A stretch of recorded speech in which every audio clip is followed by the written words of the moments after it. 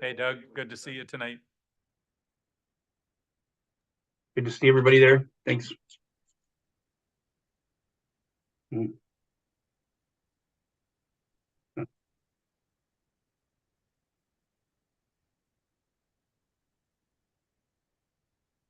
Everybody's abandoned Amanda tonight, eh?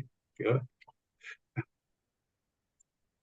What's going on, Amanda?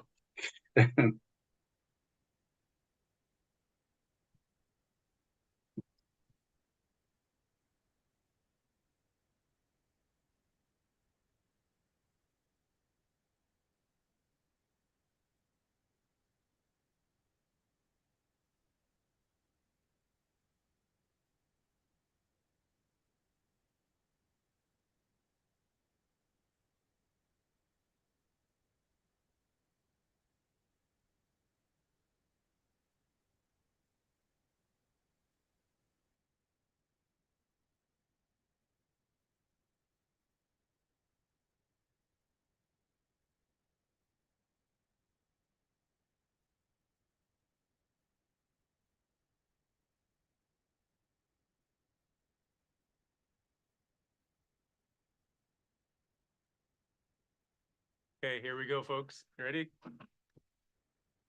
All right, so I'd like to call the regular meeting of the Council of the Corporation of the Municipality of Kincardine to order at 5 o'clock on July 10th, 2024 in the council chambers at the Municipal Administration Center. And we have roll call this evening. Deputy Mayor Clark. Councillor Blackwell. Present. Councillor Kavanaugh. Councillor Hinchberger. Present. Councillor Kennedy. Present. Councillor Prenger. Present. Councillor Steinoff Gray. Present. Councillor Stewart. Present. And I'd like to acknowledge the staff that's present this evening and a few members of the public in the gallery. Councillor Steinoff Gray, please. Thank you. We would like to begin by acknowledging that we are meeting on the traditional lands and treaty territory of the Saugeen Ojibway Nation, which includes the Chippewas of Nawash, unceded First Nation, and the Chippewas of Saugeen First Nation, whose ancestors were the first to inhabit, care for, and live on this land. We recognize and deeply appreciate the contributions that Indigenous peoples have made, both in caring for this land and sharing and strengthening this community, our province, and our country. As a public service organization, we are dedicated to learning and acknowledging Indigenous history and culture, and are committed to actions that move us towards a journey of truth, healing, and reconciliation with the Saugeen Ojibway Nation, the Métis Nation of Ontario, and the historic Saugeen Métis. Are there any amendments, additions, or deletions to or from the agenda this evening? So I'd like to remind councillors to disclose any pecuniary interest in the general nature thereof, either now or as it arises during the meeting. And we need a mover and seconder that the minutes of the council meeting held June 26, 2024 be adopted as printed. Councillors Stewart and Blackwell, all in favor? That's carried.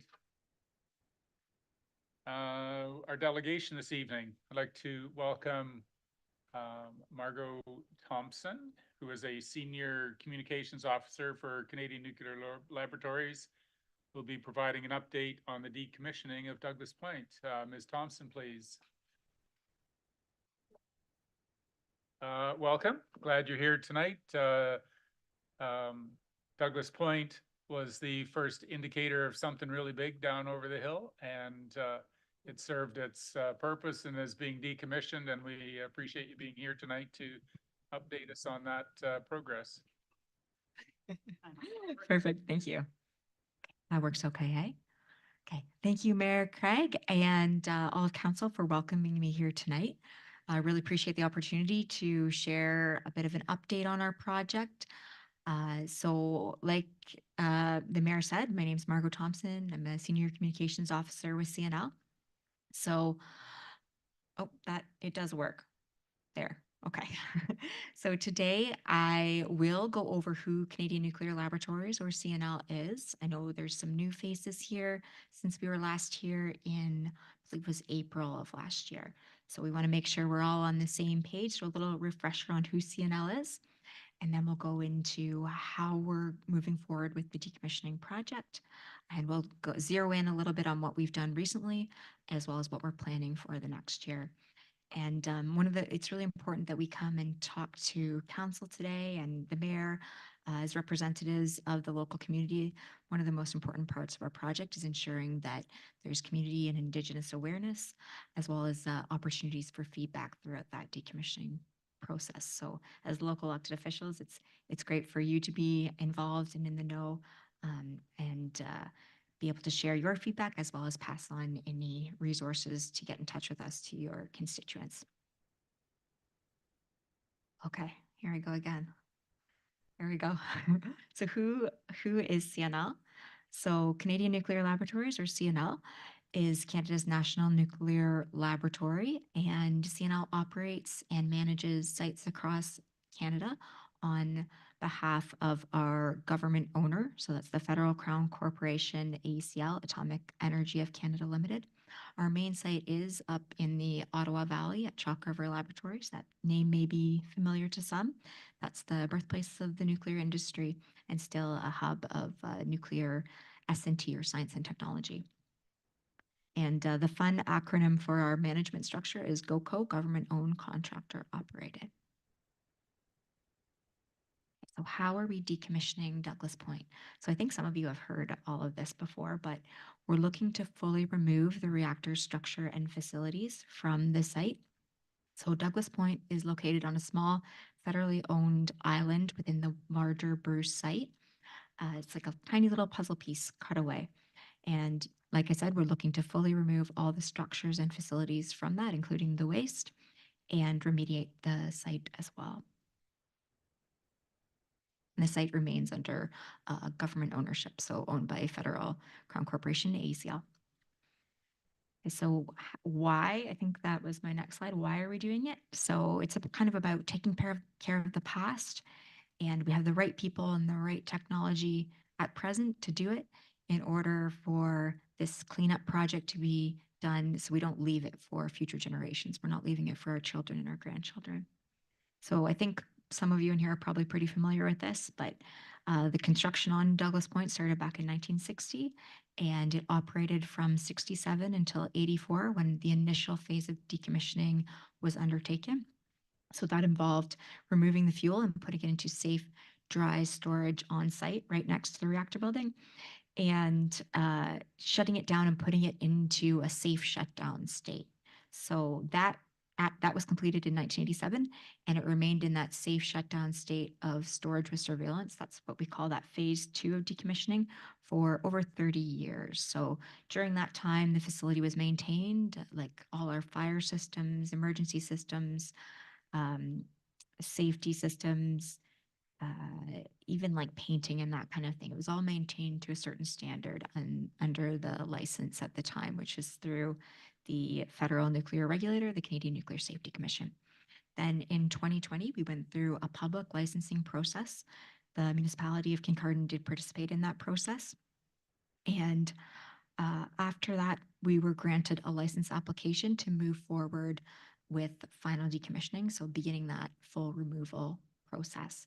Now, the license that we were granted after the licensing process, we were granted in 2021 a license to do 3 parts of a 5-part decommissioning, which includes the nuclear buildings, the non-nuclear buildings, and what we call the reactor building clear out. And our very long-term date, our goal date, is 2070. We do expect that the decommissioning will be completed before then, but there's some contingencies. And when we're doing environmental remediation of the site, we want to make sure that we're giving enough time, but we do expect it will be completed well before 2070. Okay, so I already went into this a little bit, but there's 5 parts to that final phase 3 of decommissioning. And in this 10-year licensing period that we currently are in, we're looking to do A, which is the non-nuclear buildings. That includes the administration building, the turbine building, and the nuclear support buildings. So the service building, the purification building, and also taking out the components from within the reactor. And when I go into what we've been up to recently, you can see how we're moving forward with all of these phases in different ways. And each of these phases also has a detailed decommissioning plan associated with it. So although we have the license and the authorization to move forward with ABC, we are required to do some regulatory checkpoints with the CNSC, and we have to have our detailed decommissioning plan for each of the ABCDE work packages approved before we're able to begin the decommissioning.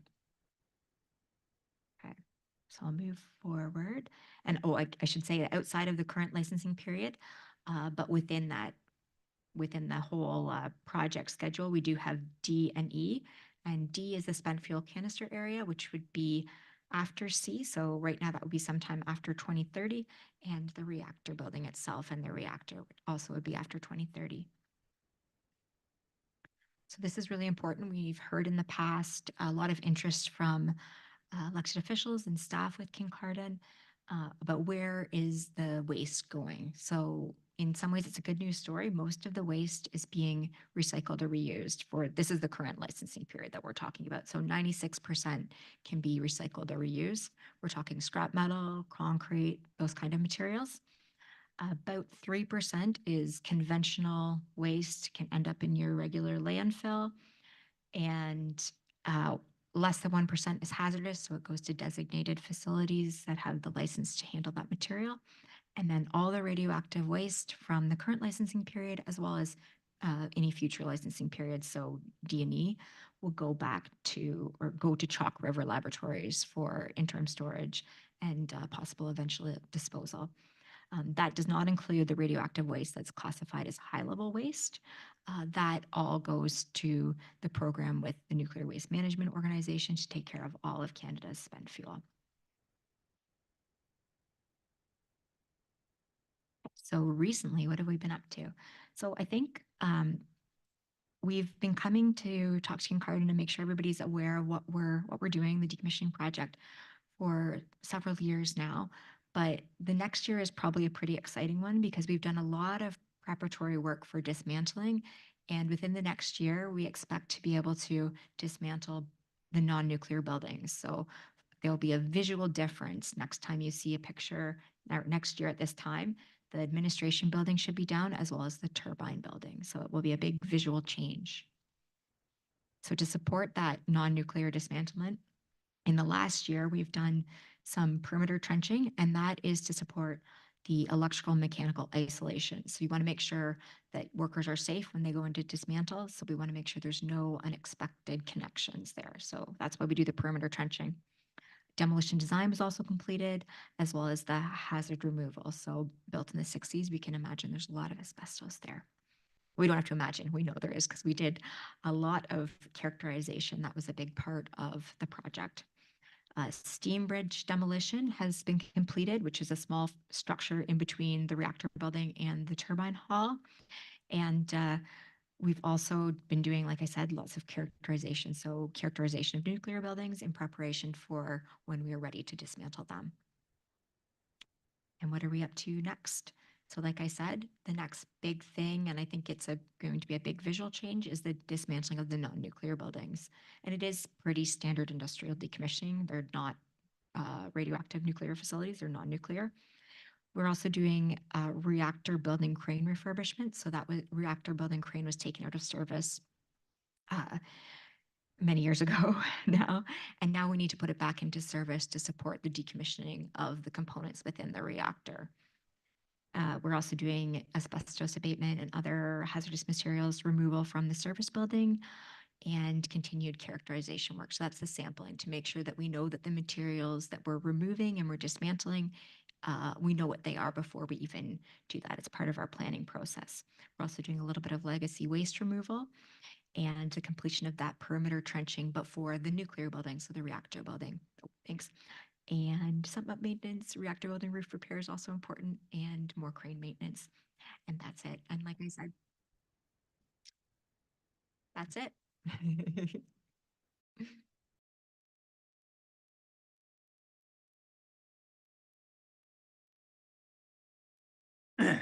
Ms. Thompson, thank you so much for that update. Are there any comments or questions from council members? Councillor Stewart, please. Thank you, and through you, Chair, thank you very much. Your group has given us a lot of information, kept us well informed along with the public. So thank you once again for keeping us informed.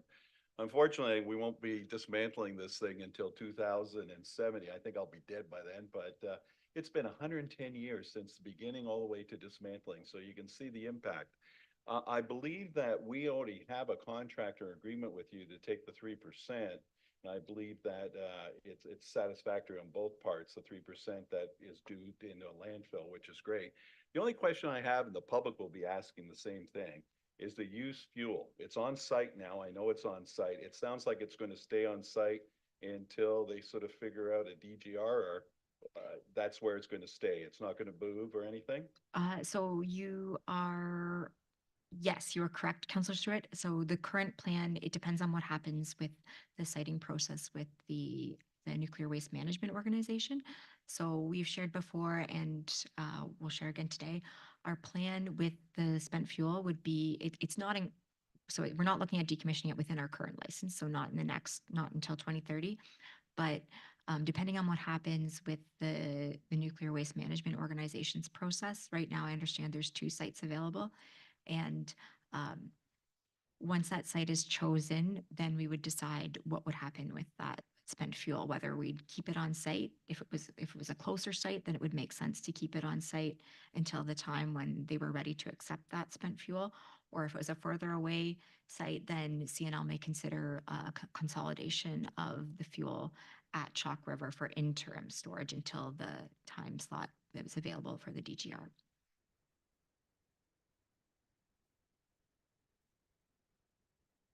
Okay, thank you very much. We look forward to the next update in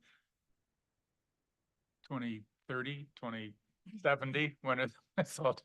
We expect there'll be a report much sooner than that. Thank you very much for coming tonight. Thanks very much for having me. And I'd like to extend to maybe a visit again we'd welcome a visit from council and staff to the site if they'd like to see the decommissioning progress. So thank you.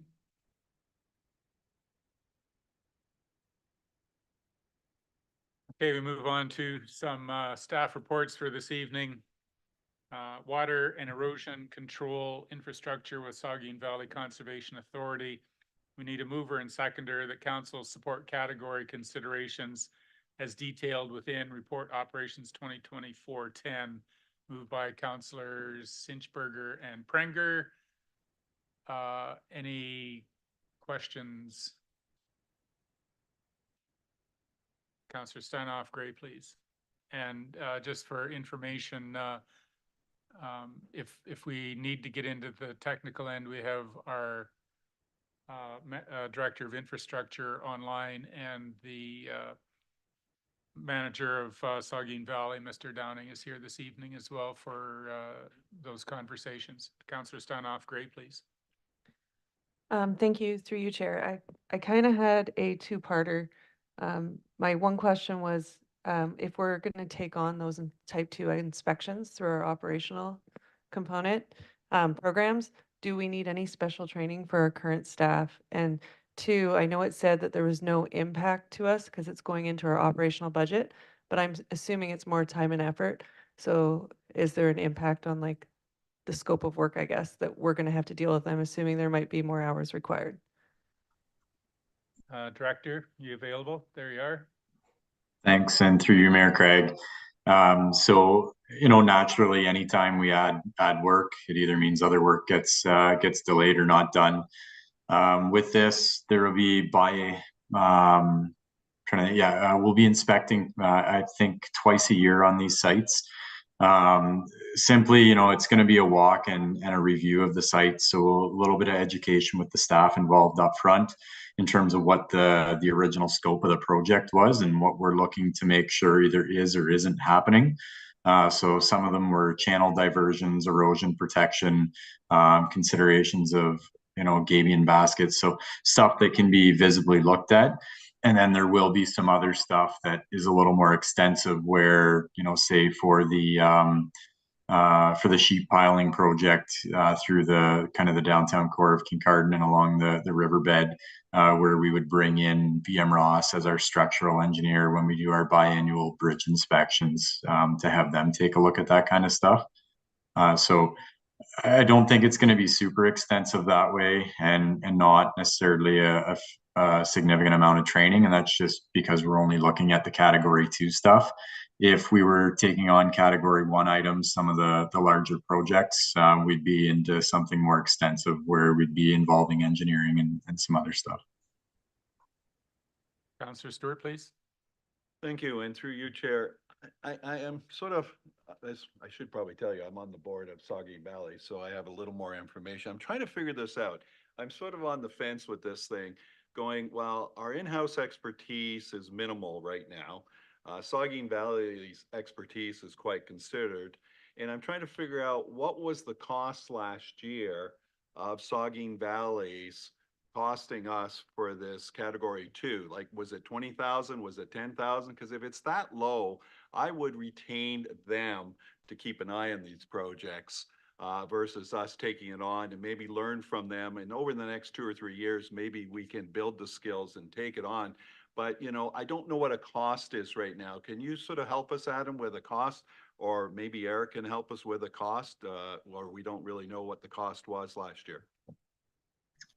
Through you, Mayor Craig, unfortunately, I don't have that information available. You know, we certainly could have, but I don't have that available here this evening on what that category 2 consideration would look like. I think the key to note here is that, you know, there's legislative changes that came down the pipe, and essentially the government wants conservation authorities focused on core work that they should be focused on, and getting away from things that, you know, aren't necessarily within their mandate. You know, ultimately, at the end of the day, our position is that between our staff, and if we need to rely on our engineers, that we can, you know, conduct what is required here.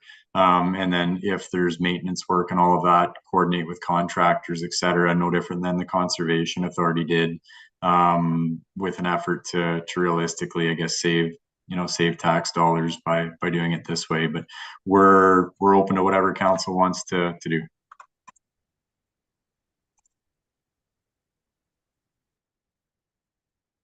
Further questions? Councillor Prenger, please. Yeah, through you, Chair. I have a question. I think it's for our acting general manager of the SVCA, if Eric doesn't mind answering. Just following up on what our director of infrastructure said. Is the authority opposed to continuing on with these, being responsible for these projects? Like, would the authority rather that municipalities take them on, or is it a neutral stance? Like, where are you guys at in terms of the fact that the legislation changed and what the authority actually wants to be doing? Thank you for the question, and through you, Mr. Mayor. Yes, thank you for having me. The interest of the board, the SVCA's board of directors on this item, was that while there is certainly opportunity for a transition, given as Adam referred to, the will of the province, obviously, to have us move to focusing on our own lands, our own category 1 responsibilities. Our board did see that we have done this for a long time. We've done and had a lot of history with these projects, a lot of expertise on these projects. We've had a recent study undertaken on each of these projects to see what the status of them is. We've provided that on to Adam and all our member municipalities so that they have somewhere to start from.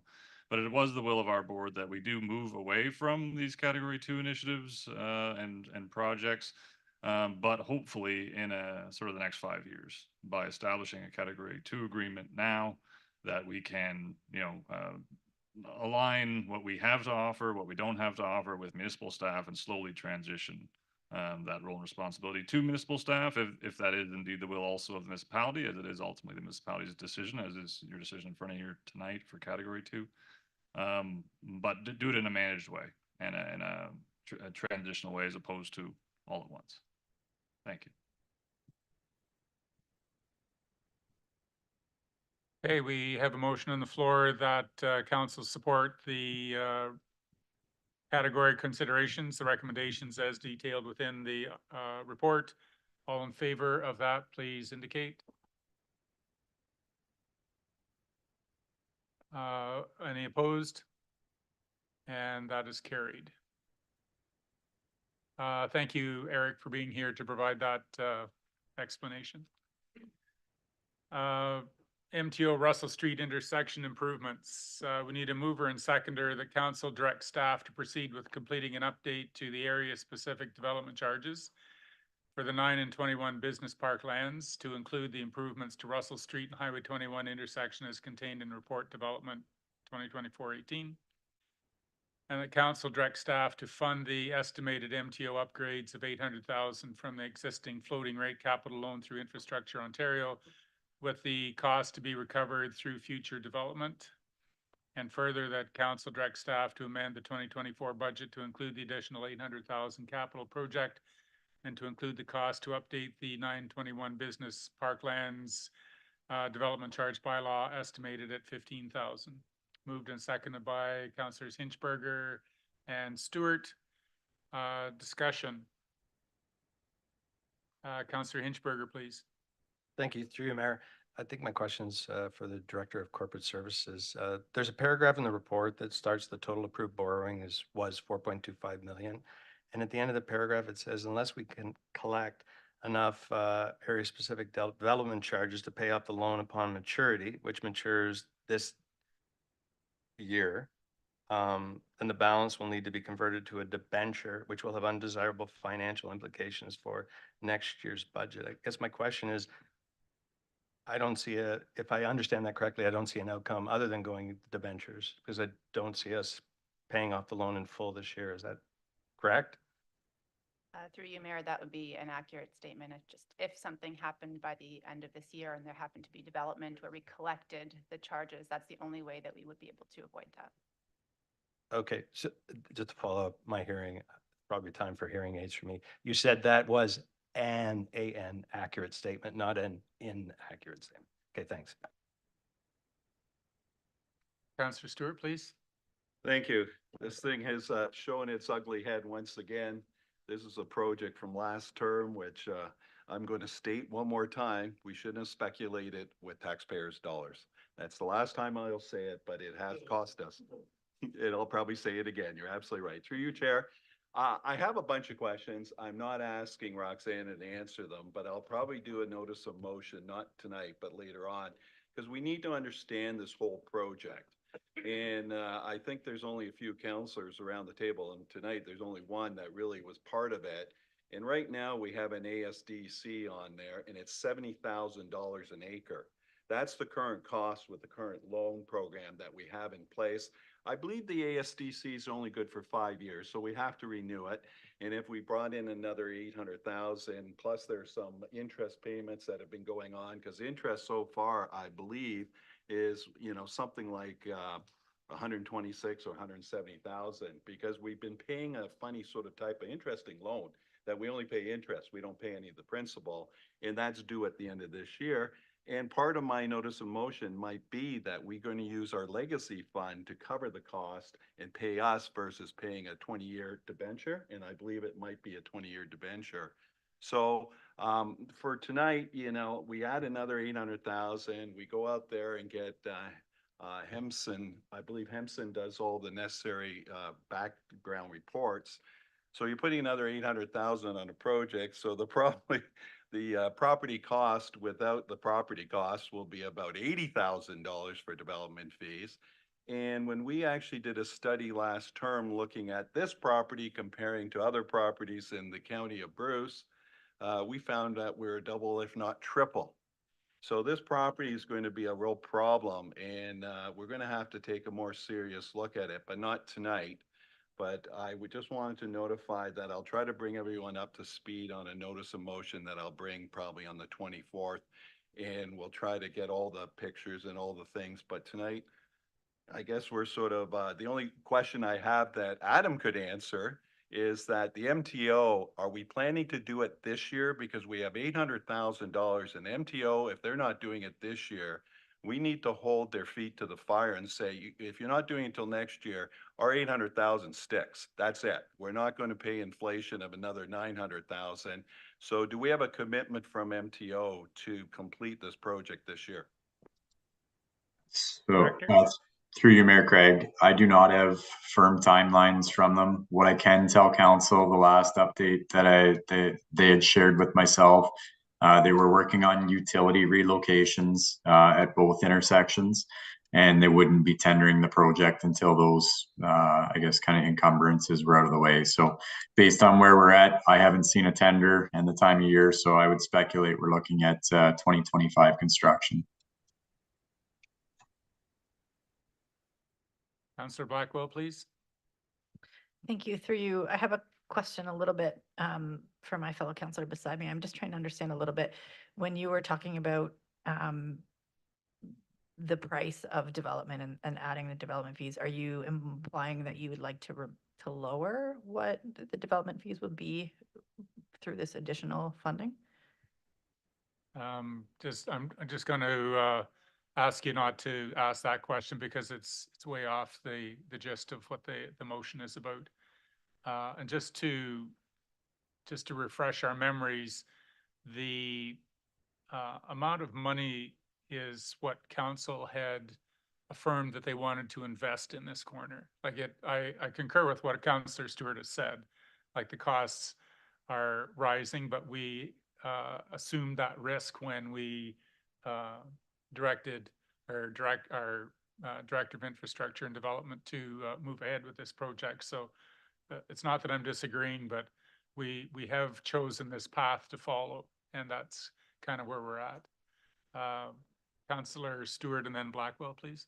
Yes, through you, Chair, just to help you out, I'll be trying to give you all the background, the council and everything, and I'll bring it forward. So a lot of those questions, and there is a few options that we can take a look at, but for tonight, I think it's just too much for tonight because this is quite a history with this thing. Thank you.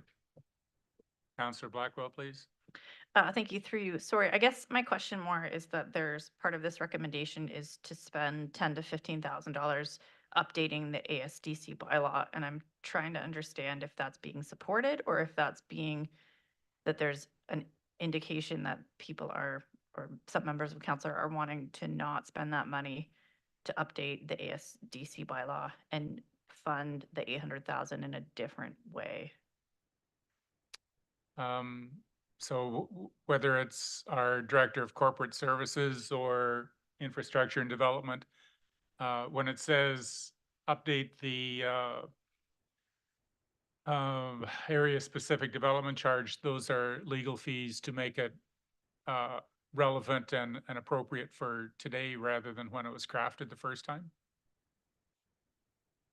Yeah, so we would have to, like we said, hire the consultant to review the ASDC bylaw, which expires next year, and then incorporate all of the additional costs that we've incurred since then, including the interest that we paid on the loan and those types of things, and then come up with a new charge per acre. Councillor Blackwell, did that answer your question, or did I misinterpret your question? Thank you. Through you. No, I don't think you misinterpreted. I think I'm just trying to get a little bit of clarity on my feeling is that if we approve the recommendation, which is to update the ASDC bylaw, that we're looking to add that $800,000 cost to the existing development fees. But I wasn't sure if that was the direction that was being discussed by an additional member of council. Councillor Stewart? I'll try to make it a little more simple through you, Chair. These ASDCs are only good for 5 years. So we actually did the background study, and I'll share that with everyone. You know, I'll make sure everyone gets the background study. And we did that in 2019, and we actually had an official bylaw in 2020. So in 25, this thing actually has to be renewed or we lose it completely. So, you know, we don't probably have to approve the 15 to 20,000 or whatever it's going to take to renew it tonight. But you have to renew it sooner or later because we can't afford to lose whatever we have in place now. Plus, we also get the opportunity during renewal to add the 800,000 plus some of the interest costs too. So it's probably around $1 million we can add to the ASDC. And then we have to figure out per acre because you're only dealing with about, I forgot how many acres. I think there's only, is it 70 acres or something like that that we can actually develop on? But I'm hoping with my notice of motion, I'll give you all the background and in this decision about financing and how we do it or what we're going to do with this, because it's really outside of our control. We can bring the structure and the infrastructure to the table, but our friends at Smart Center have control of the property right now. So, you know, sometimes they've indicated to us they're not really that interested in developing it for another 4 or 5 years, which means we have carrying costs for 4 or 5 years. Thank you.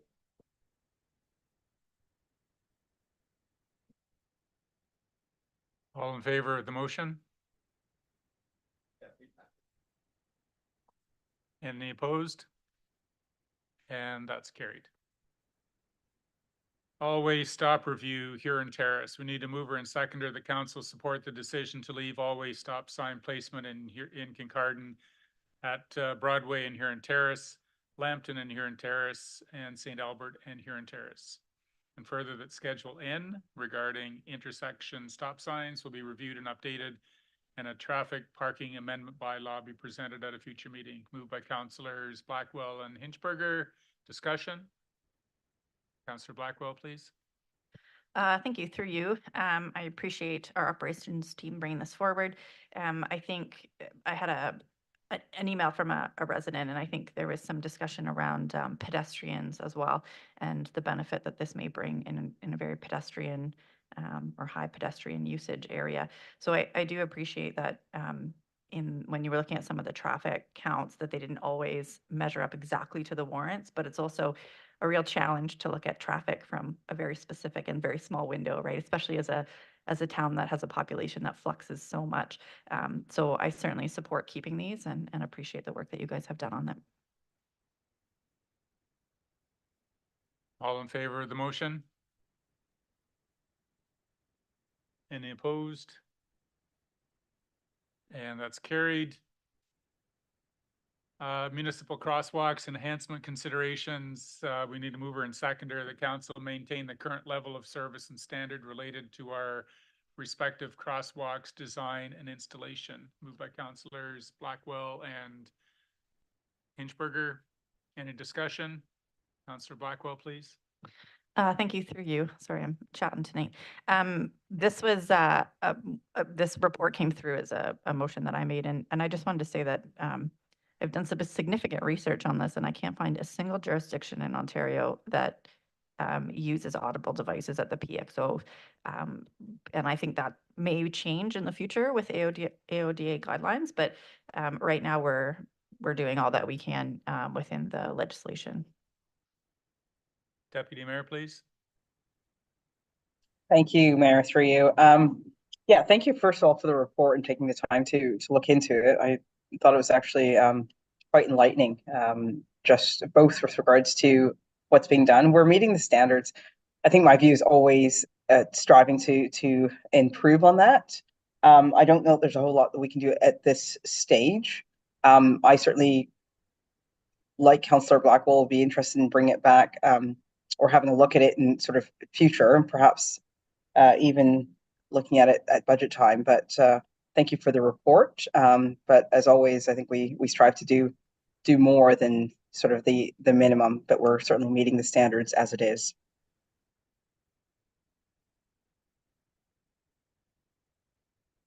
Anyone else? All in favor of the motion? And that is carried.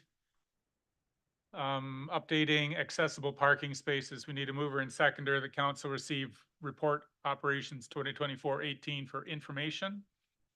And further, the council supports staff considerations contained within the report. Moved by councillors Stewart and Steinhoff Gray. And I'm going to refer to our Deputy Mayor. Deputy Mayor, do you have any comments regarding,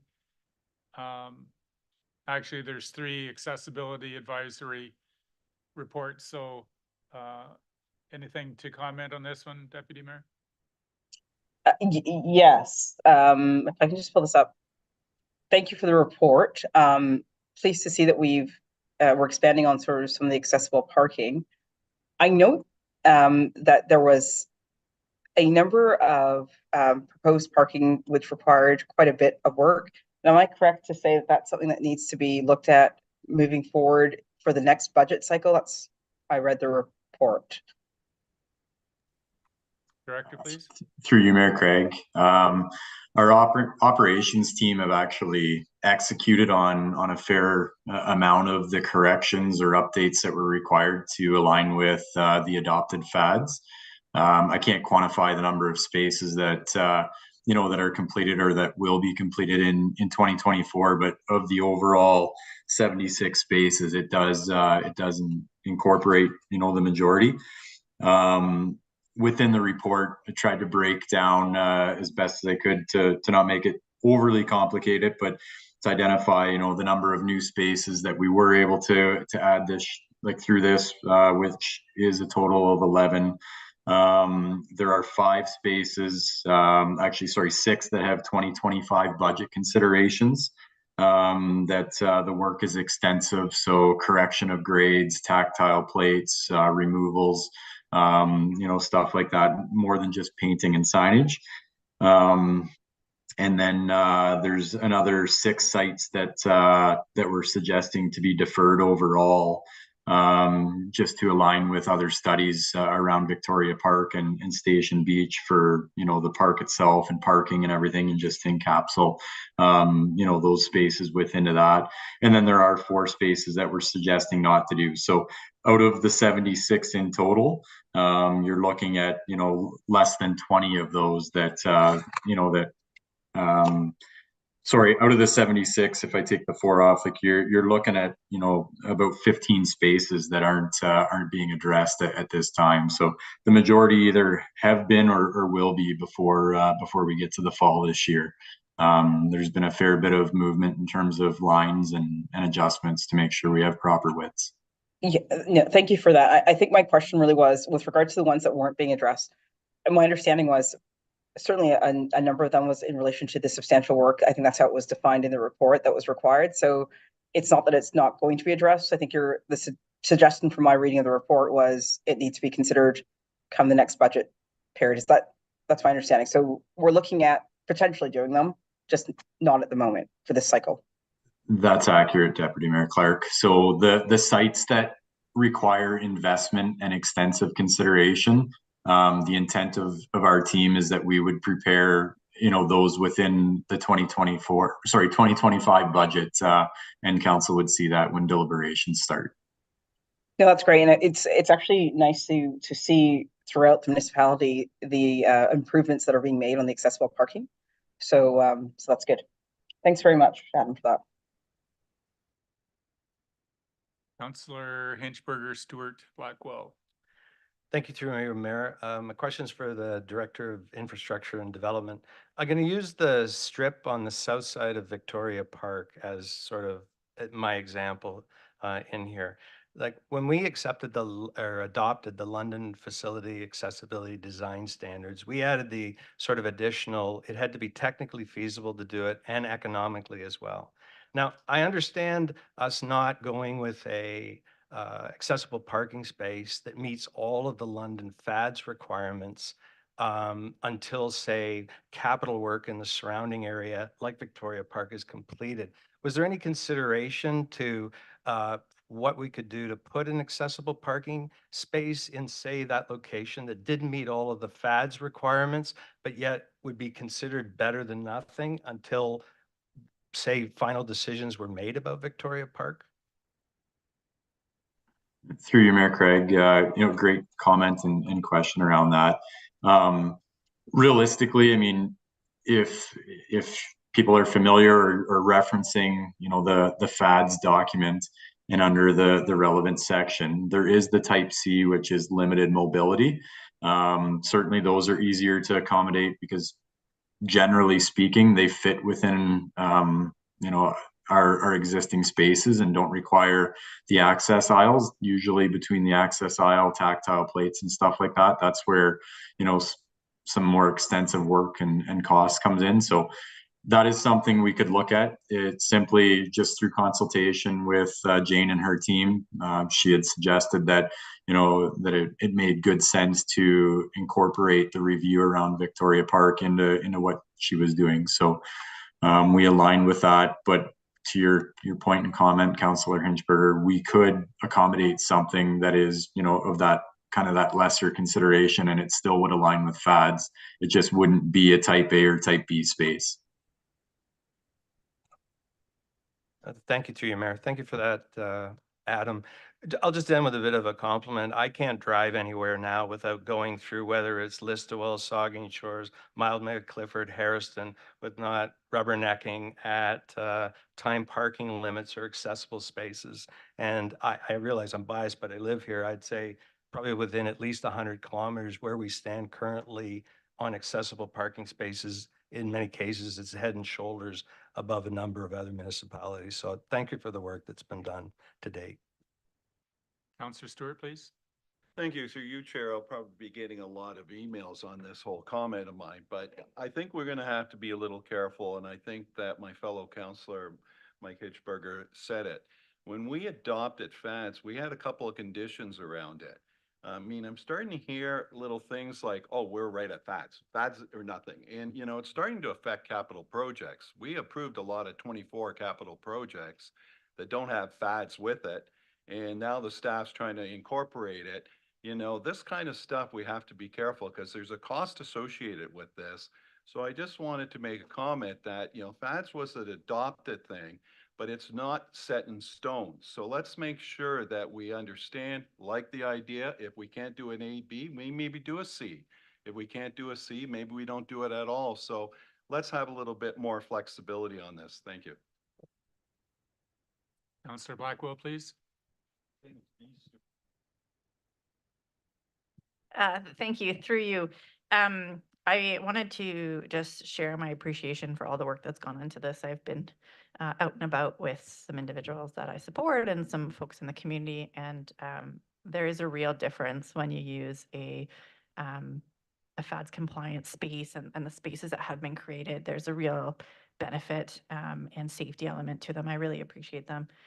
One of the comments that I have received from some members of the public is the ability to access the beach or the boat launch specifically, that there's no accessible space down there. And in doing some research today and talking with some folks from Parks Canada and Parks Ontario, there's no actual technical standard to have an accessible recreational vehicle or park and boat trailer parking. But I'm wondering if it's something, again, knowing that it doesn't need to necessarily align with FADS because there isn't a FADS standard.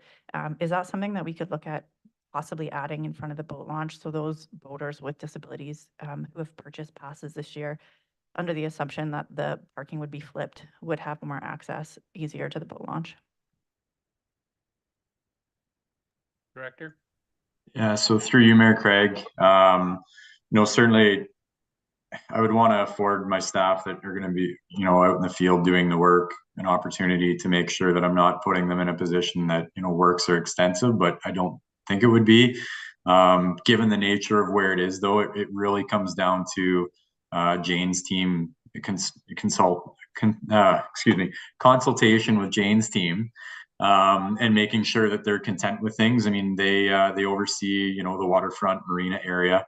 Generally speaking, Jane said it is something that, if we needed to accommodate, can be looked at. So I'd just like to maybe defer to Jane to be able to comment. And I'm not sure if she's in the audience this evening. No, she's not, Director. So I appreciate Councillor Blackwell's concern. I know that this report did not deal even kind of remotely with parking at the waterfront. And, we do know that there are recommendations coming regarding waterfront redevelopment. And honestly, that doesn't help like right now. And we appreciate that. But I would want, as our director said, just to don't forget the thought, but maybe we need to run it through staff, give them opportunity to make a considered recommendation regarding that one. Councillor, please. Yes, thank you. Through you. Certainly, I think the response from the director saying that they'd like their staff to look at it is something I'm comfortable with. I think taking a look at it if we can, but certainly as part of the broader review next year would be something that I'd actually like to see prioritized. There's some other boat launches in Ontario that have them, and I think that it would be a real benefit for our community. So I guess in that sense, I'm comfortable to leave it with staff with the hope that they'll be excited about it, and if not, then perhaps during the broader review. Councillor Stewart, please. Thank you, through you, Chair. I'm not sure how many people with disabilities actually go boating. It would be nice to know. Well, instead of quite a few, I'd like to know. Plus, we could also approach maybe the people behind where the docks are, and we could actually design something with the docks that they could leave their boats permanently there and actually have 100% accessible instead of using the boat launch and tying up parking. So, there's other alternatives, but we have to be, I know we're trying to be an inclusive sort of community, but we do have to be careful of, tying up other things in lieu of the benefit of the whole community. So I know it's a very sensitive subject and it's probably a huge elephant in the room, but I have to say it, I'm sorry. And that's why we wait for the staff recommendation, because they look at some broader pictures. So we do have a motion on the floor regarding accessible parking spaces that we received the report and we support staff considerations. All in favor? Is anyone opposed? And that's carried.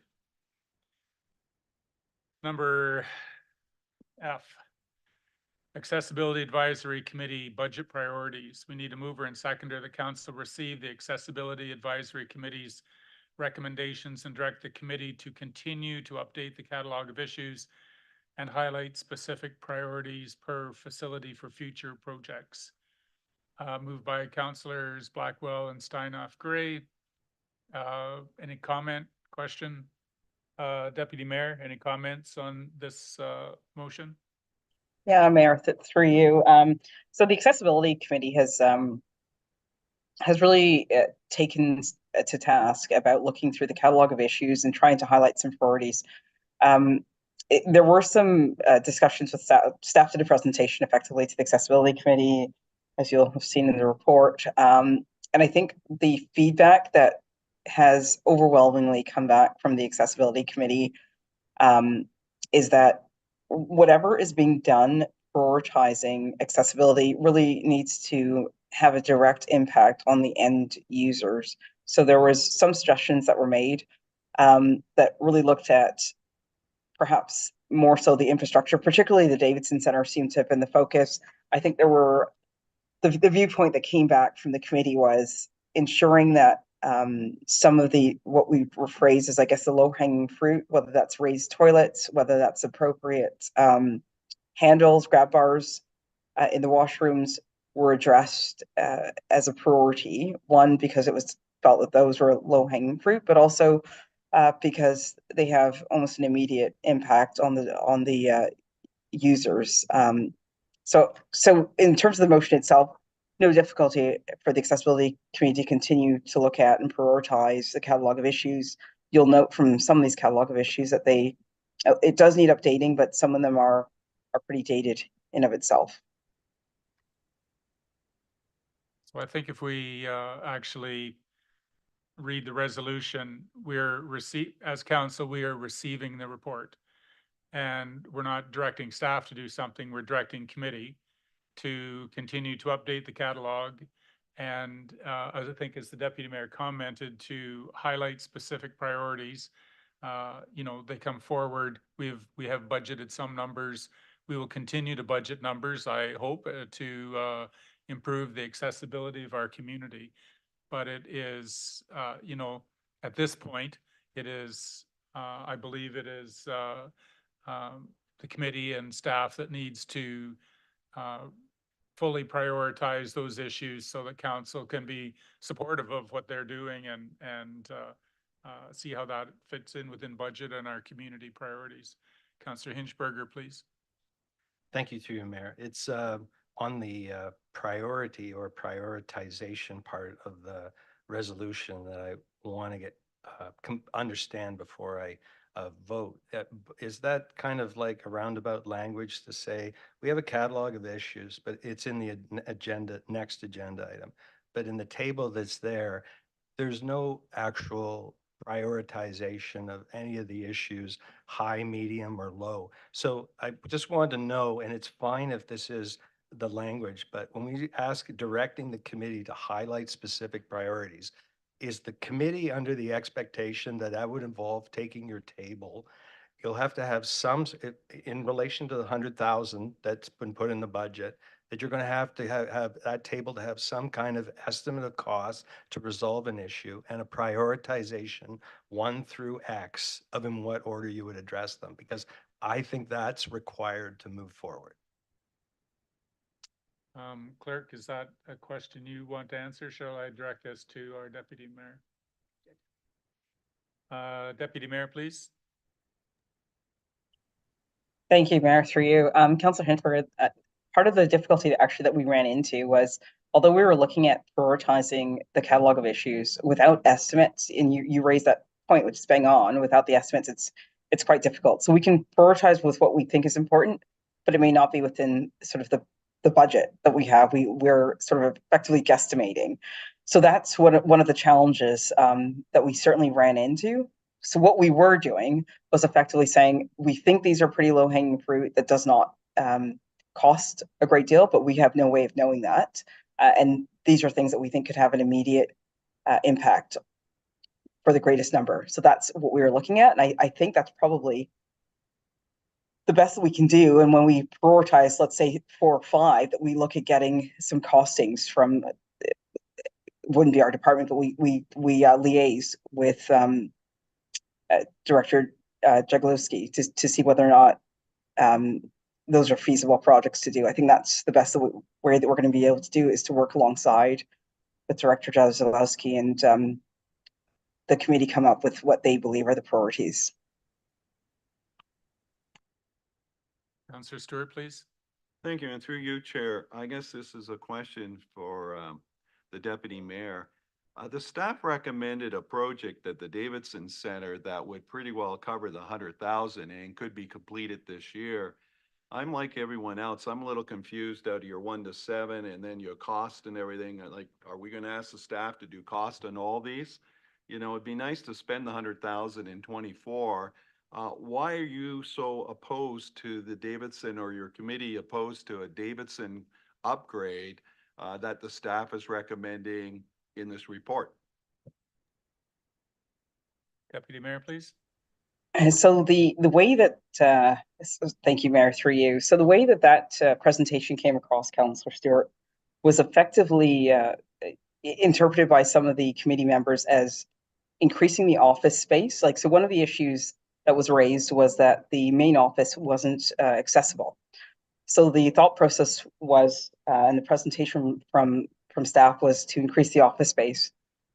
The committee members, many of whom have lived experience with regards to accessibility, didn't necessarily see the benefit per se to the great number of users of the Davidson Center with accessibility issues. While we could appreciate why it would be beneficial in some ways to have increased office space, it didn't seem like that was the spirit behind the 100,000 being allocated for accessibility purposes. So I think that's where that's effectively where there was a bit of a divide with regards to whether that was going to be one in the spirit of why the funds were allocated, and whether or not that's going to be best used. We had committee members give experiences, for instance, who talked about not being able to get up off the toilet seat because it was too low. They had to crawl. That's pretty degrading. And one of the things that we'd come up with maybe as a priority was raising those toilet seats, lowering wash basins and smaller bins. So once again, they seem to be what we would consider low-hanging fruit, proper and effective signage. And whilst they're smaller projects, it may, in some respects, take a little bit more work. And I can understand why one big project may seem as though that's more agreeable. I think the nature of the project that was proposed wasn't something that the accessibility committee and those with lived experience were particularly interested in.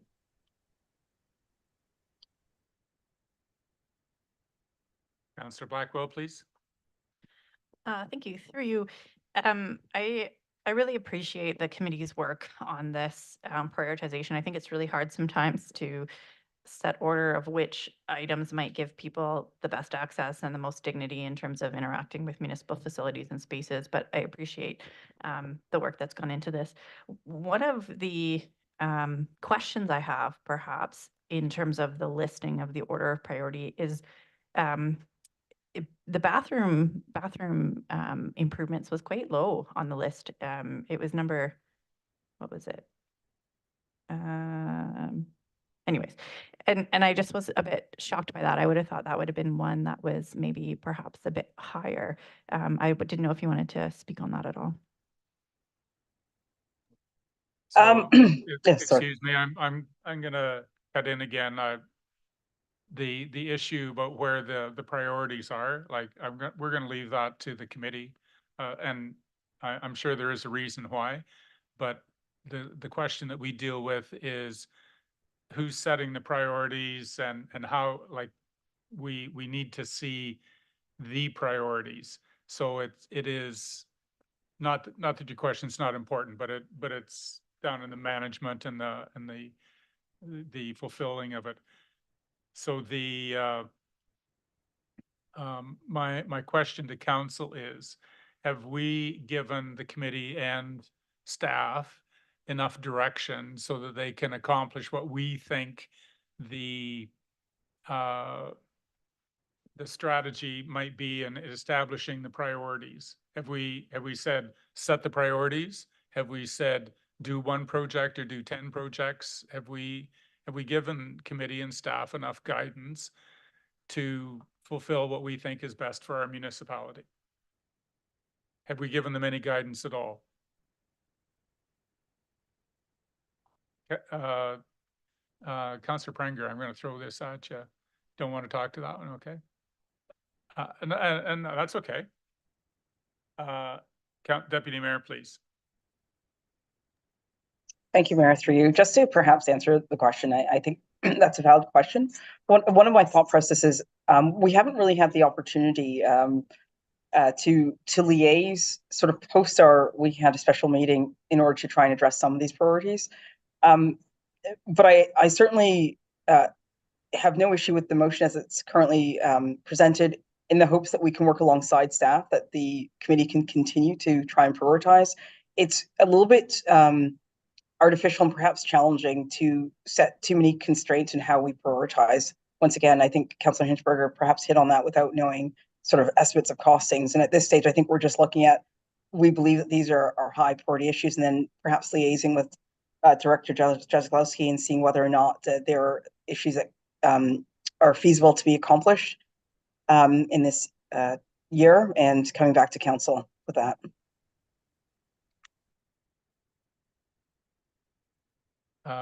We have a motion on the floor. All in favor of the motion?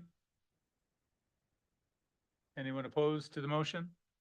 And that is carried. Accessibility update. We need a mover and seconder that council approve the 2023 accessible annual public status update, including the catalog of issues. Moved by councillors Hinchberger and Steinhoff Gray. Any discussion? Oh, Councillor Steinhoff Gray, please. Thank you. Through you, Chair. I was just going to make one mention. I was going through the catalog of issues, and there are some really long-standing issues that date back to 2013 that seem very simple to resolve. So I was just wondering if maybe it's not appropriate to ask for a staff report on whether or not we could just prioritize some of these, even if it's interim situations like where the lighting's poor when you come into a washroom, even if it's just a temporary light that you get from Canadian Tire that you stick on that's motion detecting. I bought those for my grandmother's home when she was having issues. there's just some of these items that maybe to your point, we can't fix to the standard we want, but we could make an improvement because they've clearly been identified and are sitting here for a very long time frame. And they didn't seem costly to me, but again, I could be underestimating. I don't want to waste everyone's time going line by line. There was a number of them that stood out to me that should be fairly simple to resolve, and I'd like a report on the simple ones. In response, though I agree that that's not what we're asking for this motion. This motion is, does council approve what has been submitted to us as the annual public status, which includes the catalog of issues? So our previous discussion was all about staff and the committee working together to prioritize that catalog of issues. So even though we would like to jump in and do it all, that's not our job. Our job is to receive it and know that our committee and staff will do the best they can to prioritize it and bring the budget for us in 2025. Through you, Chair, I'm fine with that. That was the section where it was attached, and I went through it in detail, and there was a number of items that just kind of jumped out at me, and I thought it was the appropriate time to bring up where my head was at with this. Your head's in a good spot, by the way. Well done. Councillor Stewart, please. Thank you. Through you, yes, your head's in the right place and that can go back to the committee, but this is really a legislation type of thing. And they have to do a yearly report every 5 years. They have to do another report. So they have done the report and that's what we're really talking about tonight. Thank you. All in favor of the motion? And that's carried. All right, matters for decision. Oh, yes, here we go. Notice of motion. So there has been a motion deferred that we're bringing back to the table. It's been moved by Councillor Hinchberger, seconded by Councillor Stewart. Whereas in establishing the 2024 operating budget, council elected not to increase the annual contribution to the Lifestyle Reserve Fund by an amount equal to 3% tax rate. And whereas the annual operating surplus was 743,000, which was about 160,000 more than what that 3% tax rate would have been. Further, the council directs staff to transfer the operating surplus for 2023 into Life Cycle Reserve Fund 82. Councillor Hinchberger. Thank you, through you, Mayor. I had a discussion with the clerk about this before the meeting, and I have the concurrence from Councillor Stewart. I'd like to defer this one more time, but as far as proposing a date, I have a couple of questions for the Director of Corporate Services, if I may. Is a seconder in agreement with that deferral? I'm in full agreement. All in favor? Deferred to a future date. The date, though, if you want a date, like, that's what it's best one, but I need to ask a couple questions. Oh, okay. Okay. So it's referring to the date though, not to is it referring to the motion or referring to the date that you're going to establish for the meeting? The date. Okay. Okay. All right. Thank you, through you, Mayor. The third quarter list of reports that the clerk puts out lists one of them being the 2025 budget plan report. Is that something coming sort of soon? Through you, Mayor, probably not until the beginning of September. Okay, that's good. The other is that the ask is, do I need a motion or not to produce one? If we could have the dialogue that's going back and forth and the information's being shared, prepared into a staff report to be included in the meeting that this motion gets deferred to? Do you need a motion to have that, or can it just be an ask? I would suggest if the Director of Corporate Services knows the questions that you would like to propose, then you wouldn't need a motion to direct. And that's why I asked about the ask, because a number of them have been exchanged back and forth between myself and staff and some members of council. They're documented, but they're in email right now. And I think that I think the operating surplus is a bit of the elephant in the room when it comes to the budget. And I think it's really important that this Excuse is me, done publicly. we need to go back to the date. We are, and establish- that's why I'm asking the question. Establish make a recommendation about when the date you would like. If I said- Discussing, excuse If I me, said the excuse 20, me, just discussing how important the operating surplus is or is not. That's not establishing the date. So that's all I'm asking. to point do, of privilege, Counselor. Your Honor. I feel that it's important to have a report on the date the meeting, this motion gets deferred to. If it can be produced via an ask by the 24th of July, then I would pick the 24th of July for it. It's relevant.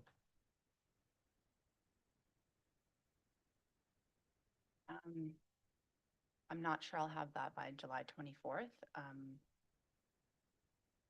Is it just that you want me to re-explain everything that was in the email and put it in the staff report? Is that the request? That is 75% of it. There will be some follow-up questions that I'll provide, but that's 75% of it. So through you, so without knowing the follow-up questions, and pending my vacation plans, I'm not sure I'll be able to get that by July 24th. It may be the next meeting after that, or I think it just depends on what the questions will be and how long it would take for me to answer them. Would the second meeting of August be okay, or do you want September? I just don't want to do this again because procedurally, I think I run into a bit of a problem if I want to defer a third time, and I want to avoid that. Okay, so through you, Mayor, assuming that the questions are relatively straightforward and don't require a lot of time-intensive calculations, and it could possibly be done by July 24th, yes. Let's go for it. 24th of July.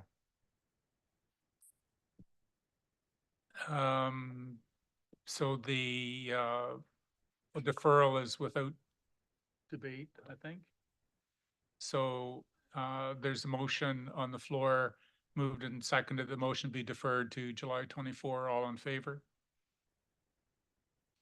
And that's carried.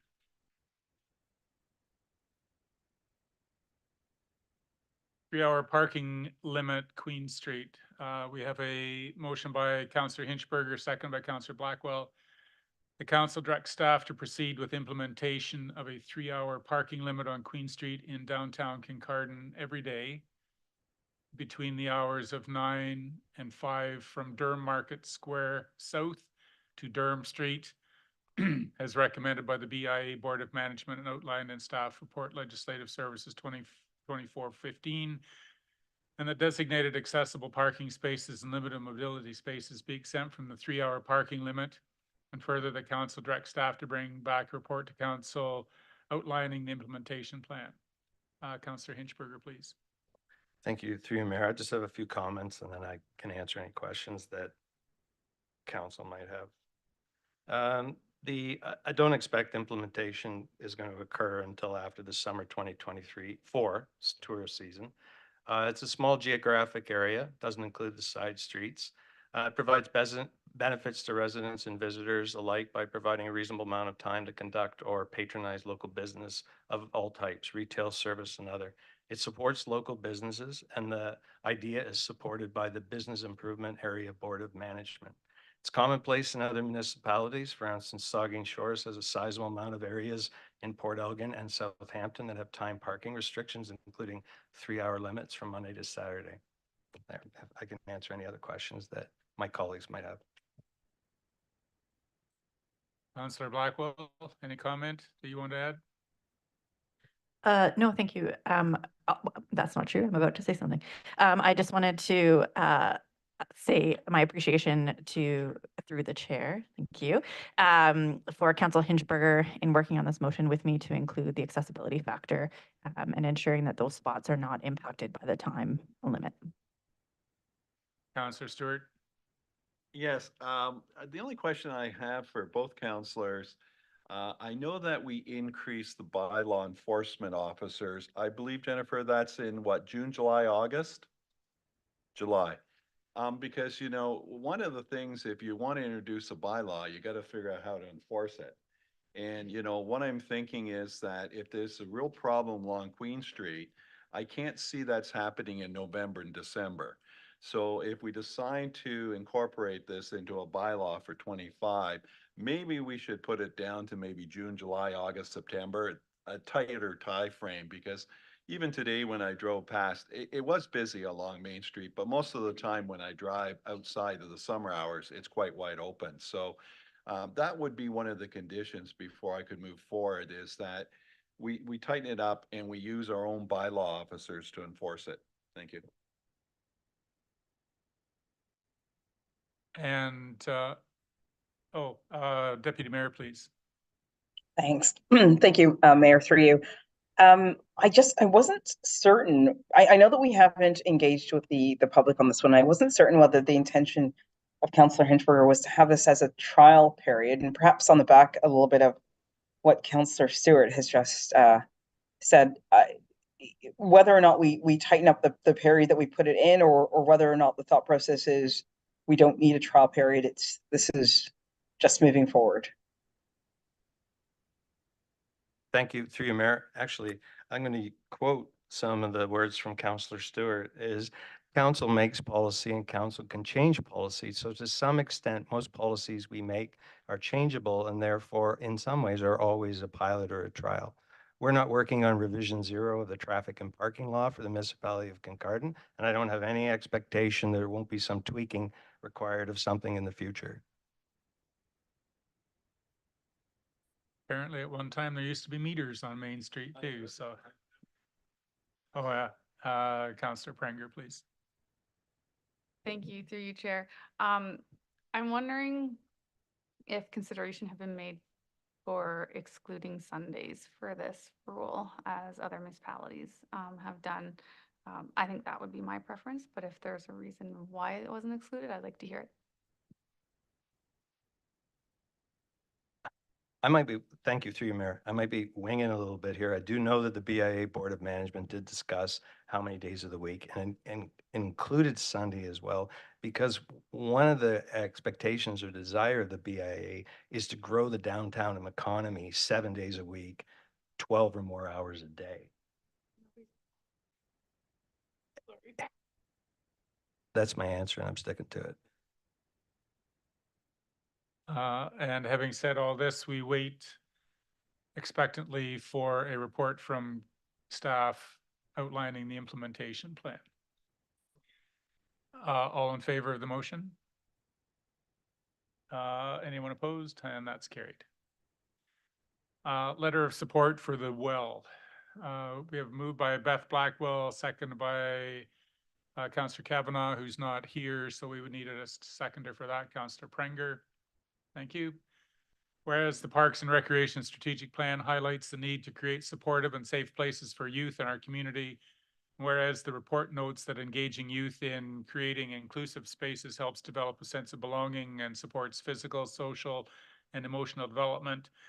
And whereas the WELL Community Collective is seeking council support and endorsement for the youth-led evidence-based model in order to apply for provincial funding and explore the potential of opening a youth hub in the municipality of Kincardine. And further, that staff be directed to draft a letter of support for the WELL Community Collective, endorsing their initiative and highlighting the local need for a youth hub that could increase youth recreation program, provide wraparound supports, and create a safe, inclusive, and youth-driven space. Councillor Blackwell, please. Thank you, through you. I write very long motions, so I don't know that I have anything to add, except that I appreciated the presentation last council meeting from Shannon McGavin with the WELL. And I know that they're looking for potential communities in which to establish a youth hub. And I would really like to do what we can to ensure that we're at the top of that list. Councillor Pranger, anything?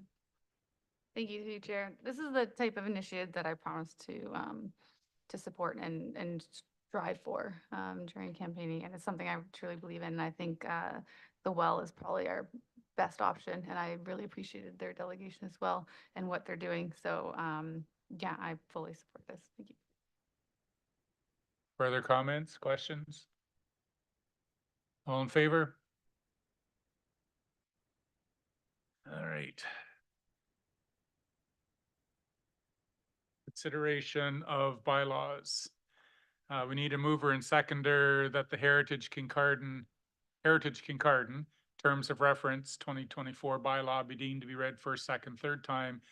Finally passed and numbered as bylaw number 2024-106, moved by councillors Stewart and Blackwell. Any discussion? All in favor? And that's carried. Appointment by law enforcement municipal support services. We need a mover and seconder that the appointment by law enforcement municipal support services 2024 bylaw to be deemed to be read a first, second, third time. Finally passed and numbered as bylaw number 2024-107, moved by councillors Stewart and Steinoff Gray. All in favor? And that's carried. Consent agenda. Items listed under the consent agenda are considered routine and enacted in one motion, except for any particular item that any councillor would like to withdraw for conversation either this evening or a future council meeting. We need a mover and seconder. The council approve the recommendations contained in the consent agenda dated July 10, 2024, and direct staff to proceed with all necessary administrative actions. Moved by councillors Blackwell and Steinoff Gray. Well, you can't unless you have the motion on the floor, so that's why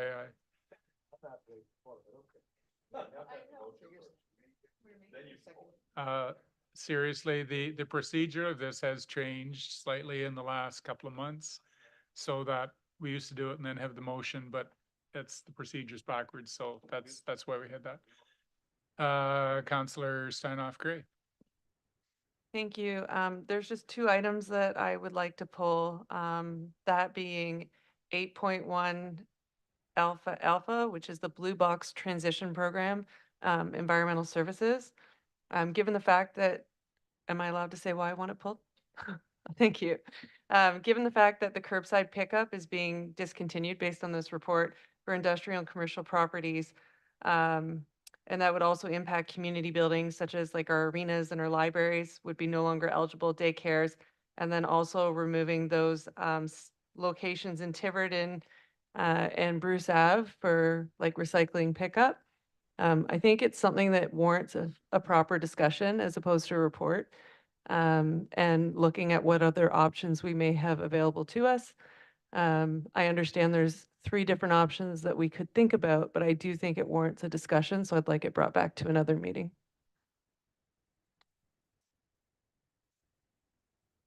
So I bet you'd like to make a motion to direct staff to bring a significant staff report regarding Blue Box transition. Yes, I would Right. like to have a motion for a significant report on that Blue Box transition. And actually, I'm going to second that myself because I know it is so important and it's one of my areas of passion amongst other things. Any further discussion regarding that request, Councillor Prenger? Thank you, through you, Chair. It was the one I had highlighted to pull as well, so Well, this is only about the motion because we have a motion on the floor. yes. So if you're going to talk about the motion, Yes? okay? Can I carry finish on. what I'm saying, please, guys? Thanks. So I noticed in the report that it doesn't actually cite the actual regulation that is causing this change. I think that any report that comes to us can please actually cite the regulations and maybe describe the specific changes that it's mandating, so that we can either go to that regulation ourselves and look it up or have it right there in front of us rather than trying to guess. Thank you. Thank you. Councillor Stewart, please. Thank you, through you, Chair. Things are evolving in this department as we speak. The Ontario government just made a new policy that they're no longer going to do a deposit on non-alcoholic containers. So this whole thing's going to be fluid probably until the end of the year. So things are going to change. That was just announced today.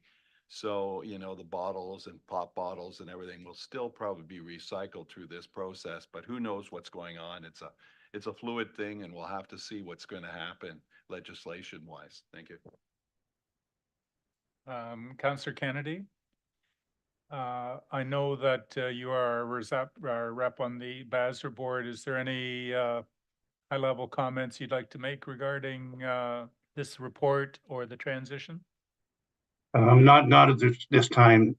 It's a good idea to bring this report back, but I'd like to get Vince from Basra once we know a little bit more about what we're doing going forward. We're right in the process of some things right now, but you know, I'd like to bring him to a future meeting in the fall. Further comment? All in favor? Oh, Councillor Blackwell, you all right? All in favor? And that is carried. Further items from the consent agenda? Councillor Blackwell, please. Thank you through you. I don't think that I quite have the trivia skills of the predecessor who occupied this chair, but I absolutely love the quarterly reports that we get. And if anyone is ever very bored, I do a mean Instagram trivia from those reports. So it's quite important to see, and I just appreciate all the work that goes into updating us on what's happening behind the scenes. What number and letter is that? So that's report C, the infrastructure and development second quarter report. I don't need to discuss it anymore, just kudos for that. Anything further from the consent agenda? Oh. So I guess we procedurally messed up because we had a No. We had a motion on the floor to receive the consent agenda, and then we superseded it with another motion. And we passed that one. So now we go back to the motion that we should have considered first. Ooh, that was on me. All in favor of approving the consent agenda? And that's carried. Okay, member of council general announcements. Councillor Kennedy, how about you go first this evening? Sure, just want to congratulate everybody from the Scottish Festival, all the hard work they had to do and that fire they had to battle through. And we really want to thank our firefighters for the great job that they did at that site downtown. And we're going to welcome people again this weekend to the Blues Festival. So it should be a great weekend coming up. Thank you. Deputy Mayor? I was going to say just Blues Festival this weekend. So yeah, hope to see you there. Councillor Steinhoff Gray, please. I have no updates for today. Councillor Blackwell. Thank you through you. This update is from my son Charlie, who is loving day camp and every morning wakes up and says, how come it's not 7:30 yet? I can go to day camp. So he's really enjoying it. And kudos to all of our staff and the summer students that are running that program. Councillor Stewart. Thank you. And through you, I'd like to thank Lori and the tourism and all the staff that actually put on a very successful Tiverton Canada Day. So thank you very much. It was the first. Even Mother Nature was trying to down it, but you know, we're a tough crew in Tiverton. And it was a huge success. We'd like to thank the mayor for putting on the contest about the best car and everything else. So thank you very much. I'm hoping that we can afford it, and we're going to plan to do it next year. And you can count on us and the Lions. Thank you. Councillor Pranger, please. Thank you. The SPCA has issued a flood outlook statement. Water levels were rising this morning already before this evening's rain, and it's expected to continue to rain in tomorrow. So they're actually expecting flood levels to remain high, or sorry, water levels to remain high all weekend. So any recreational, water course users should be extra careful, and all of us should be near any waterways. If you find local flooding near you, you can actually report it to SPCA. I'll give you the information in one sec. There you go. There's on the website, there's a place to, it's a / report flood after the website. And if you want more information, you can contact their flood forecasting coordinator, who is Jody Duncan. Thank you. Perfect. Councillor Hinchberger. Thank you through you, Mayor. Almost had a brain fart there.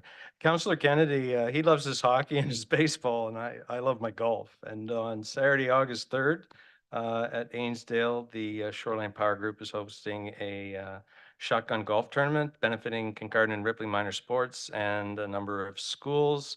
As of yesterday, there may be a few spots for some foursomes open at either the 8 a.m. or possibly the 2 p.m. Looking forward to it. Thank you. I'm signed up. Thanks with my team. So that's good. All right, confirmatory bylaw. We need a mover and seconder to the bylaw to confirm the proceedings of the council, the corporation, the municipality of Kincardine of July 10, 2024 to be deemed to be read a first, second, third time. Finally passed, numbered as bylaw number 2024-108. Moved by councillors Pringer and Hinchberger. All in favor? That's carried. And we need a mover and seconder that we adjourn at 6:30. Councillor Stewart and Steinoff Gray, all in favor? We're carried.